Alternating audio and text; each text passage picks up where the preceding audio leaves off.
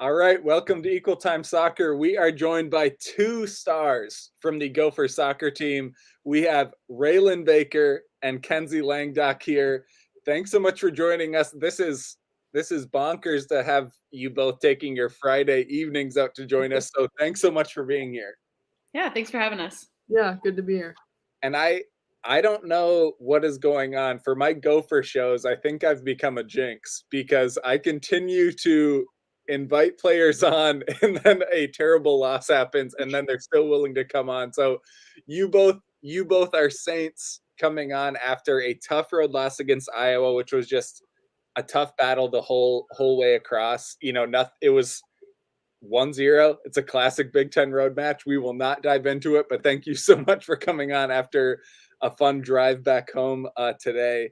Let's jump right in. And my first question is for Rylan Baker. This was such a funny, you went through what is probably maybe like the kookiest freshman year of all time. You come on campus, you have the delay until the season in the spring, then the spring season is only the conference year, and then those games are also being played in February, so you're in like rec domes, games are getting moved. I think your Michigan State game maybe got moved, so you were there an extra day. You spent what I assume is like 2 straight weeks in Michigan, and it wasn't that, but it felt like that.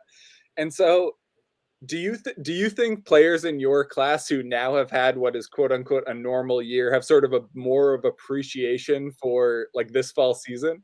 I think there's less of an unknown, which is very, very helpful. I mean, going through freshman year, and me and Soph talked about how crazy it was, how things just like switched on you, and you just didn't know when your next game was, or if there was going to be a next game, or anything like that. So I thought that now having somewhat a normal season, I still ask some of the upper classes, is this like, are we gonna have to wait for this, or like what's going on? But I think it's really nice to have just a pretty, from what I heard, is a somewhat normal season, other than COVID's still here.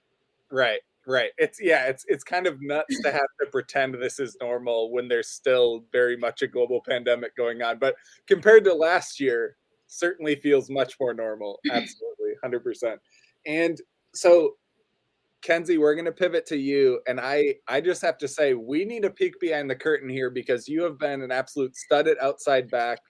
But for someone like me, or even just the fans, tell us about, and to add a little more context, you played up top, from the very beginning in your career, and you did correct me. You did see some spot minutes at outside back that freshman year, but you've played so many years at forward and then transitioned outside back this year, have looked so solid back there defensively, let alone your absolute bangers that you've been scoring, your goals from outside back. But give us a little bit of a peek behind the curtain of when did you actually start training back there, either over the summer or early in training camp, or was it something where maybe it was first sort of an idea broached and then you had to kind of digest that and normalize it? But what did it look like for you, that transition from being a part of a big rotation up top to I'm a 90-minute a game outside back? Yeah, so I played WPSL this summer for MTA, and we always play a 3-5-2. My coach there, we always play 3-5-2. And so I am usually an outside mid in that formation, and sometimes like one of the outside center backs. And so that like transition kind of started for me in the summer, but the first day of camp I came in, I played forward a little bit, and then we played 11v11 at night, and then for the second half Aaron was like, yeah, we're gonna have you play outside back, and then it just kind of stuck, and I was with the defenders every day after that. So it was a pretty quick switch for me, but it's been really fun. Now I need to go back and we need to like make you remember there was a game where Aaron went and watched a WPSL game. And now in my head, I'm wondering if in that game in particular, you played like the right center back or something. Do you remember if that game? I think I played outside mid. I think I was the right outside mid in that game, and Right. yeah, I remember being kind of nervous because I had a chance right in front of goal like the first 5 minutes, and I whiffed for sure. So that was tough.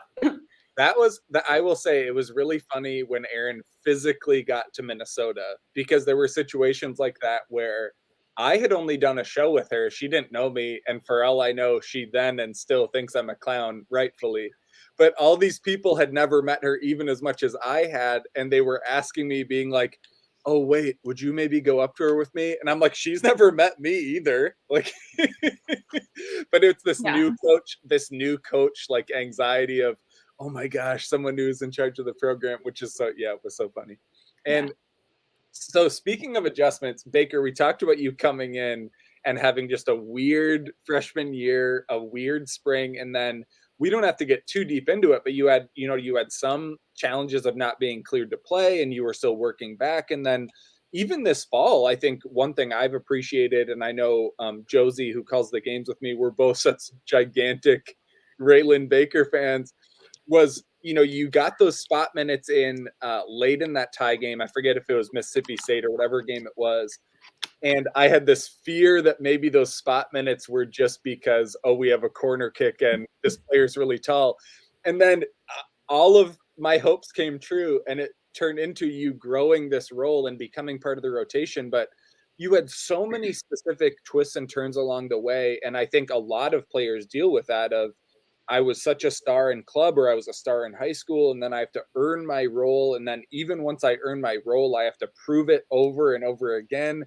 And so for you, just talk through some of that transition for you, because I think a vast majority of players have to go through that. But so many of the times when we're talking to a player, it's like this shiny, rosy version of, oh my gosh, someone scored the game winning goal and they have this big role. But it's like to get there takes all of this grit and grind. So just talk through what it was like for you to go through that era of like learning the system, getting comfortable, then getting some minutes, then proving those minutes, that whole journey. Yeah, I think, I mean, at least for me, and I can feel like a lot of players that have had injuries or trying to get back, it's a struggle. It's mental, it's physically, it's all of the above. And I think just Right. kind of working through that and with my teammates around me, that helped a lot. Just knowing that I'm doing it for someone, not just me. Because sometimes it's hard to just look at yourself and be like, hey, like we gotta go. And then looking at my team and looking at how like motivated they were and they pushed me, and that helped me push myself. And I think without the team around me, it would have been a lot harder. Mhm. But definitely working to get those minutes to be able to be on the field and play with the team that constantly drove me to be the best I could, and to constantly push me in practice and expecting what I should expect from myself every single day I come into practice. And I think that was very helpful. And um, a big thanks to all of them for doing it. Right. So, Well, and like last spring, for instance, I've had so much fun when Allie Renke called the game with me, and she had so many years of being what would objectively be called like a deep bench player, like someone who maybe gets some spot minutes, but really is sort of deep in the bench, not playing every game.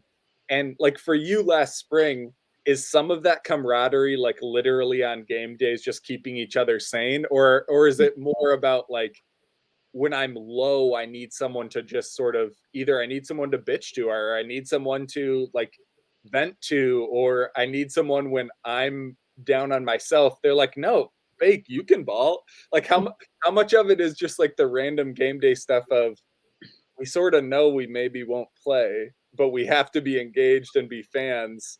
And how much of it is managing those lows where it's like, we just need to make sure we don't get too low. yeah, I think a lot of it was being there for your team, even if I'm not there on the field, is being there for the people. If it's emotionally, if you need to even cheer them on throughout the game. I think that was a big thing through my freshman years, being a part of the team, even without playing. And I think like that helped me to be a better player even this season, knowing that I have the team with me and creating that chemistry within my teammates. And I think that's something I took from my freshman year, not being able to play, and using kind of what I had in front of me, and used the controllables and kind of stuck with it and did what I needed to do and did my part. And that definitely helped me out through this season and being strong with the team and being able to play as a team. Yeah, if anyone has any questions about the camaraderie amongst like this fall's group, they need to go back and watch the reaction after Ainsley scored her first career goal. And like the sheer amount of just raw, unadulterated joy was like I felt it from the top of ELR. It was absurd. It was just like the sweetest, nicest, like most heartfelt moment of the year of just like a freshman getting their first goal was just like bonker. It was so yeah, it was crazy. And the pictures in the video are also crazy. So we spent some time talking about Baker your freshman year. Ken's we are as far away from that as we can with your current playing career. You are the sole fifth year player for the Gophers squad, and there are still a couple of folks in your class playing. Ari Del Moral is up at St. Cloud, and they were so psyched to have her up there. Athena Kuhn is down at LSU, and they had a really great start to the year. She's been balling out down there in Louisiana, about as different as you can get from a late fall from Minnesota as a late fall Louisiana. But I'm curious for you. You actually made your decision before the coaching change happened too. So you've had a couple big wild cards since then. But what made you for sure want to come back and have your fifth year, and specifically use that fifth year with the Gophers? Yeah, so I mean, Baker kind of touched on it, but like this team is huge, and like the relationships I have with my teammates and like the chemistry we have is just like unlike any team I've ever been on. And so I think that made the decision pretty easy for me. Um, and when I first decided to stay, it's like Maddie was gonna stay too. And then she was like, like let's see what other options I have. And now she's like balling out at Duke. So it's fine. But like I think even when she decided to go somewhere else, I was still like, yeah, I'm gonna be fine. Like this team is like my home. And that's something that Aaron has really driven this year too. Mm-hmm. And yeah, couldn't be more happy with my decision to stay. Yeah, and I guess my follow-up would be, what's your course load look like? Because I have had so much fun talking to players about like the grad school rules versus the undergrad rules. I'm like the only person in the world that cares about like what people's course load is like, because we spend so much time talking about y'all as athletes, and it's this crazy thing where imagine being a freshman and like Rylan, we were talking to you didn't even talk about this part, but like being a freshman and dealing with, oh shit, I'm taking college classes for the first time. I have this new schedule I have to manage. I have training and games, like basically a full-time job on top of that. So Ken's, what's this course look like? Are you staying alive by just keeping chill in the fall, or what's the vibe? Yeah, so I have like all my major classes done. The only thing I need to do is student teach. So I was a bio minor or bio major my first 2 years. So I was like, I'll finish my bio minor.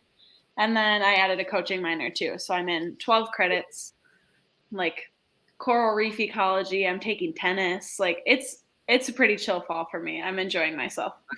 I would believe you if you didn't say you added a bio minor. Like that was like you had me up until you mentioning like adding a biology minor. Hard sciences are not chill, Ken's. You should know that. I mean, I'm only in one class though for it. I have the rest of them done. It's like a 2 credit. It's literally called coral reef ecology. So it's pretty fun. That's great. And maybe you'll get to do a random, you can do a J term down in the Bahamas. Who knows? So we'll take a quick break to let viewers know that this week's episode is brought to you by Pence Homes. Pence Homes is a real estate team with Keller Williams. I personally have experience working with Nate and Lydia when we sold our old home and bought the home I'm in right now last fall. Nate has been a supporter of local soccer, including as an owner of the Minnesota women's soccer team. Shout out MN Woso. We also enjoyed working with one of their preferred lenders, Angie Shear. Angie was like such a baller. I owe my life to Angie with Luminate Financing. If viewers have house questions, whether selling, buying, need a furnace, need flooring, reach out to them, pencehomes.com. You see them scrolling on the bottom because that is how professional we are. We have a scroll. No big deal. All right.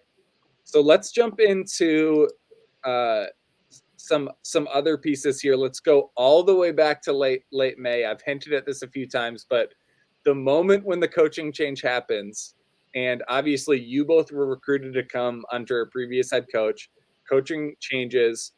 And I'm curious not about your first reaction of hearing there's a new head coach or hearing it's Aaron. What was your actual first conversation with Aaron? Not like a big group Zoom, not like a team meeting, but the first time you actually talked to the new head coach Aaron Chastain personally. What do you remember about that conversation? Because I think for folks who have followed our coverage this fall, we've been talking about the players' impressions of being coached by Aaron, being coached by the new staff, the new dynamic, how positive it seems, like all these things. But what was that very first impression you had when you had that first conversation with her? And Ken's, we'll give Baker a break. You're a fifth-year senior. We'll let Baker have some time to think. So Ken, what was that first reaction you had of your first one-on-one conversation with her? I think my first like one-on-one or close to one-on-one conversation with her was after that WPSL game.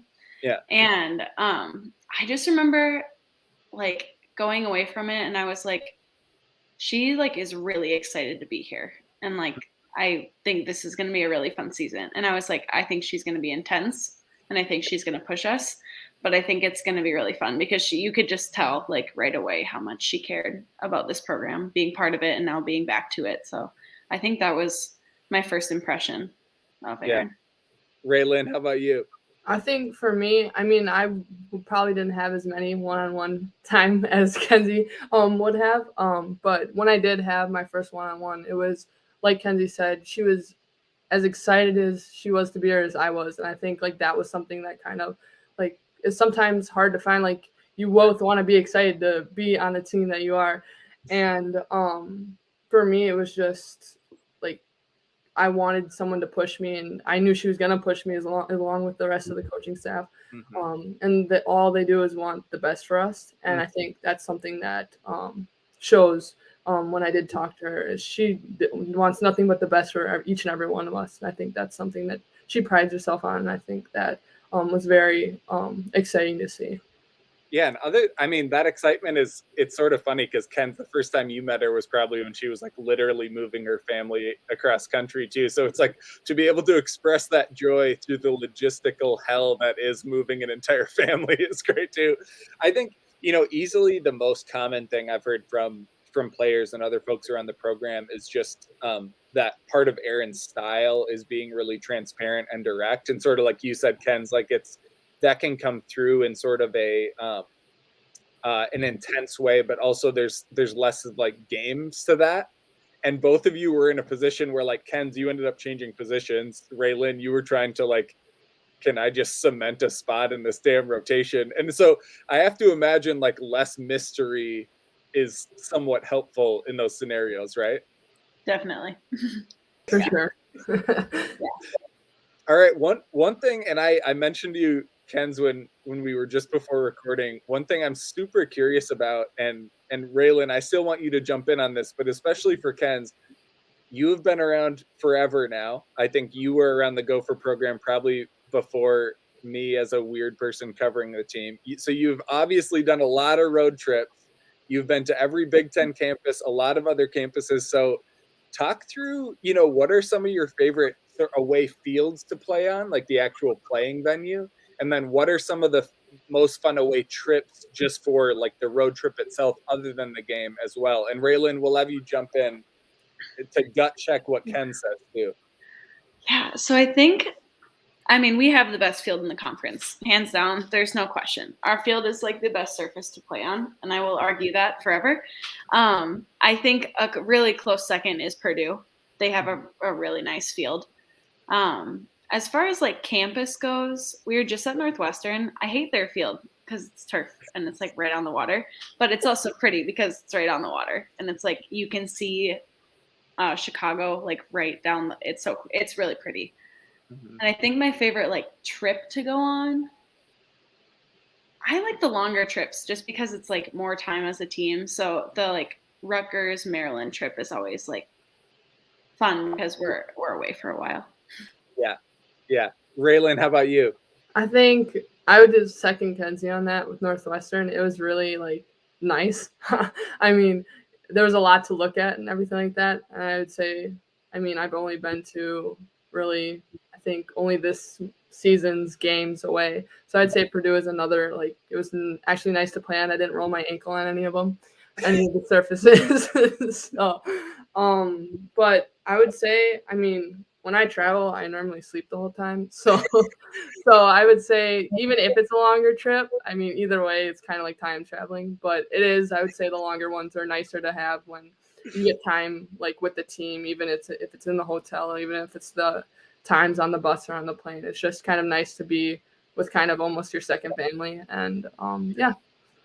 There's a whole, and there, I should add, there's a whole like third rating system for best away trip for view for the broadcast, because the Northwestern game, you see the lake behind, and then folks found a picture of like someone with a boat who had a Minnesota flag, which is just such a baller move. By the way, I'm still open. If someone can tell me it was them, I will like make a statue of you. We will make this happen because that's such a baller move.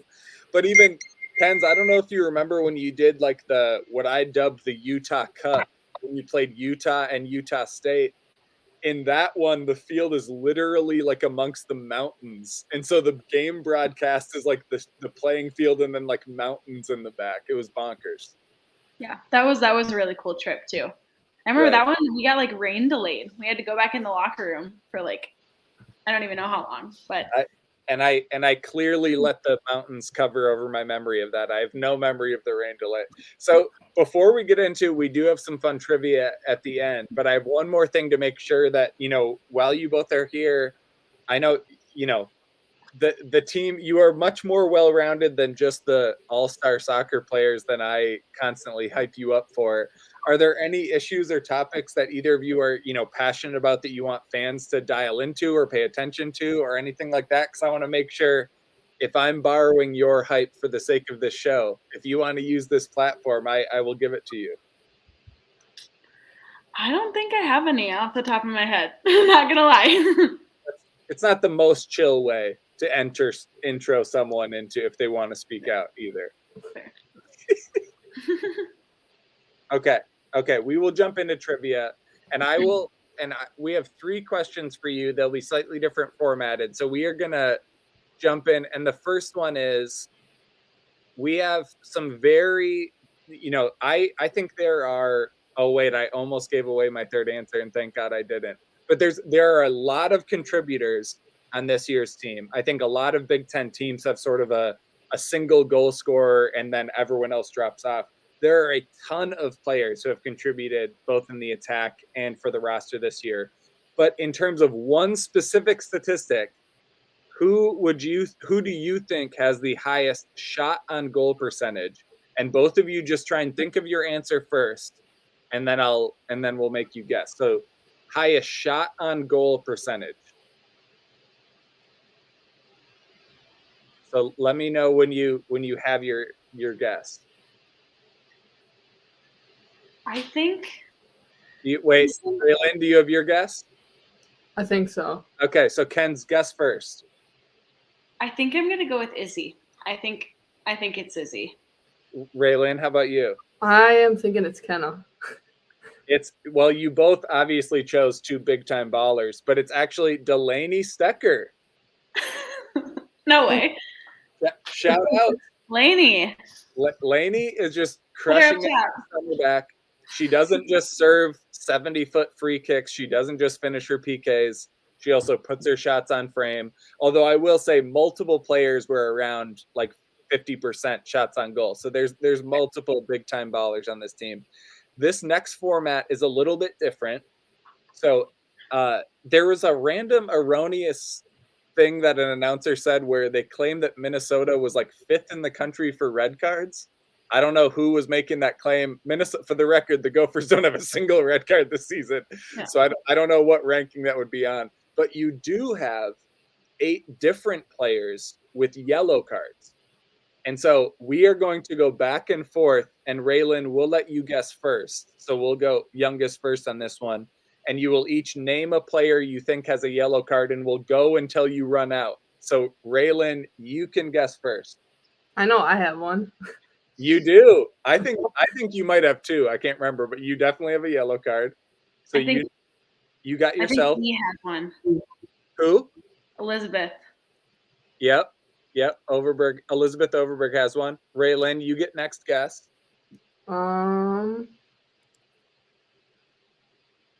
Blaney. Yep. Delaney has one.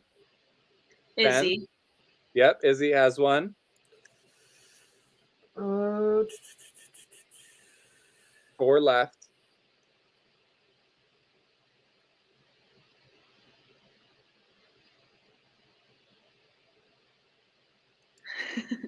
At least one of them was a very big surprise to me, but the rest, I think you could find some way to believe that they happened. So there are 4 players left.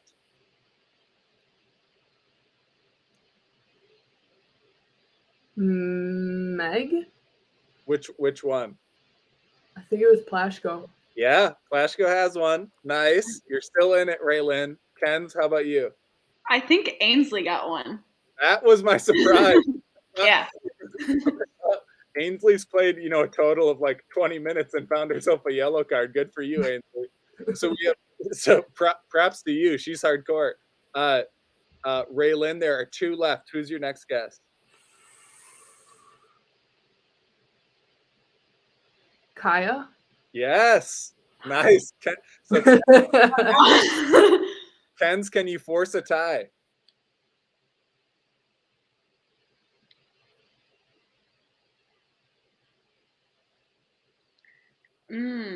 I want to say Donnie, but I don't think that's right. But I don't know. It was actually one of Raylan's classmates. It's Abby Franson. Oh.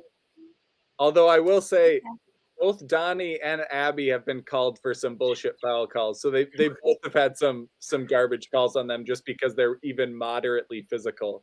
Although Rylan, you easily have the most garbage calls on you because you just happen to be running and then someone falls down and it's like, well, it's hard to stop it once it starts going sometimes.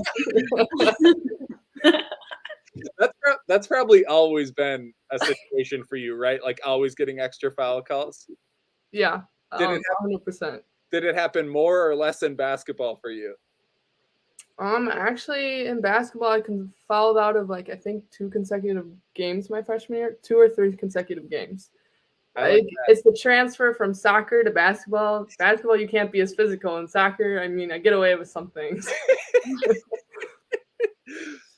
All right, so this is the one that I almost gave away the answer to this question.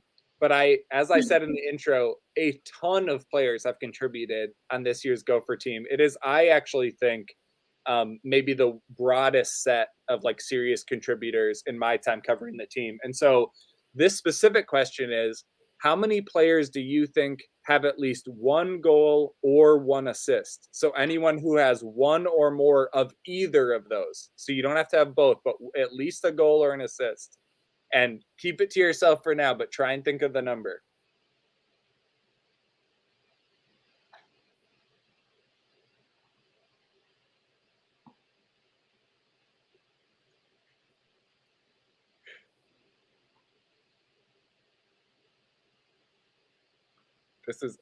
What I appreciate in this silence is I can really see the thinking going on.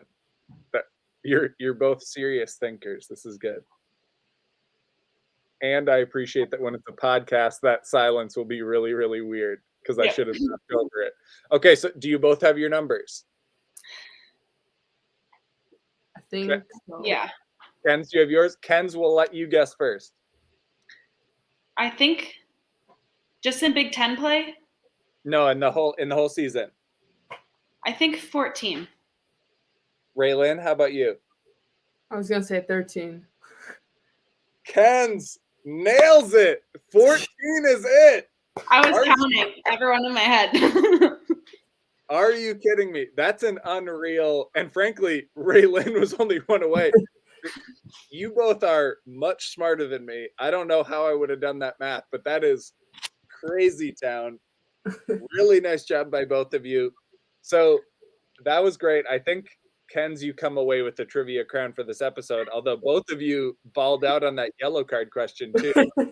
Yeah, so, I was impressed. I was impressed by that one because I couldn't remember anyone until we started talking, except for you, Baker. You're the only one I could remember. Right? Yeah, Baker has earned a couple of yellows, I think. So thank you so much, Kenzie Langdok, Rylan Baker. Gophers have 1 final game in the regular season, but I have very high hopes for there to be some Big Ten tournament noise. I know you all are going to ratchet it up for that. But I believe it's senior night against Nebraska on Sunday. Folks should really come out and show out for the senior class. Ken's, we will super senior rep you that day as well.